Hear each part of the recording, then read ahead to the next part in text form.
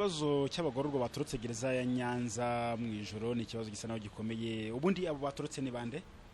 No witwa nta muhanga Kasiye na Kirenge Sibomana na Batambirije Theogene bakaba batorotse gereza ya Nyanza mu rukerera rw'ijoro ryakeye bakoresheje uburyo bwo kurira gereza bakaba bakoresheje imigozi y'ibikoresho bakoreye muri gereza uko byagaragaye.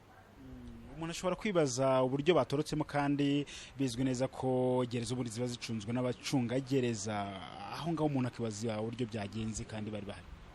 Birumvikana gutoroka no gutoroka nabo baba bariskinze kuko hari nabo mujya mwumva batoroka ntibibahire bakaba bana kwicwa, ariko bari bakoresheje uburyo budasanzwe burira gereza baca ahantu ibyo byose kubera ko uburinzi bwacu buba buzenguruka bupatrolinga gereza yose.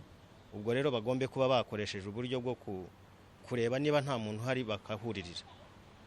Bashobora kubwirwa n'iki barimo imbere kandi urukuta rwa gereza bari rurerure, kwibwira ko nta muntu uri inyuma ko byagorana.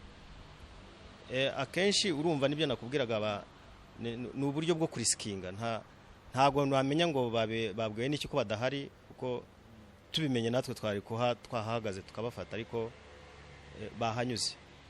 Musanga iki kibazo gihangayikishije ku ruhe rwego? Kirahangayikishije kuko urumva batorotse ubutabera kandi n'abagororwa dushyira muri kategori y'abaruharwa, kuko bose nibura bari bafite ibihano birengeje imyaka 10.